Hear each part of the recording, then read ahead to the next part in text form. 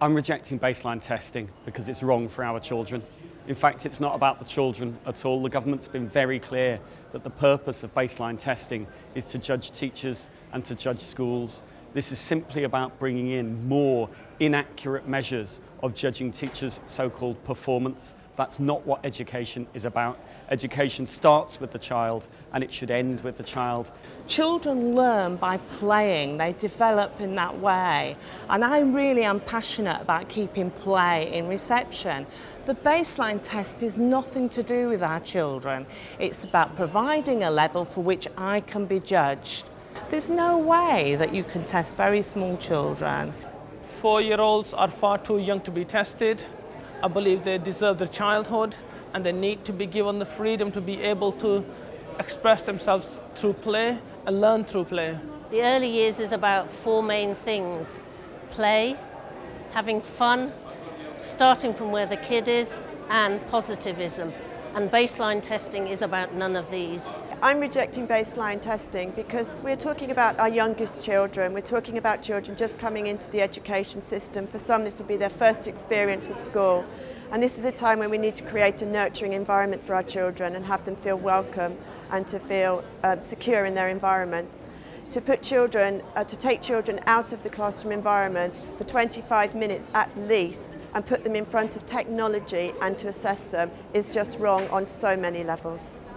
I'm rejecting baseline testing because I'm a nursery teacher and because I know that children learn through play, and that baseline testing will be a downward pressure into our nurseries. It will be a downward pressure on play, and I actually believe it will undermine development matters. I'm rejecting baseline testing because I think it's an absolutely vile thing to do to a 4-year-old.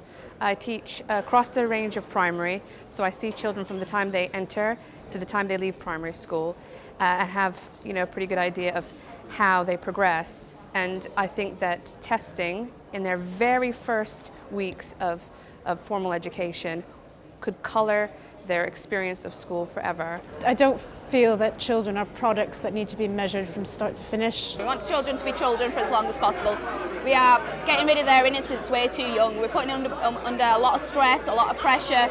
We're constantly testing them far too young as well. We want children to be able to play, enjoy themselves and use their imagination. My children have lots of skills, lots of strengths, lots of talents and deserve to be valued for their individuality and all of that, and not by some random government-imposed test. I worry about the mental health of my children as well, because I see children at 5 and 6 years old already being disaffected by our school system, and that's sad. Children learn nothing from being assessed. Children learn when you're teaching and playing and learning with them. These assessments are purely for setting up league tables, to make judgments on teachers and schools.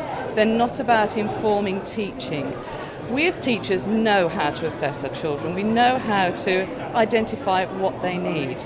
These assessments aren't even scientifically sound. I think it will do what it's done to children who take SATs testing. It will make people teach to the tests. It will not give them the great start that they need when they start primary school. The thing that annoys me the most is the 6 weeks. I have 6 weeks to do this in. Well, in those 6 weeks, I might have a child that spends all of that time crying or hiding under a table or trying to escape the classroom.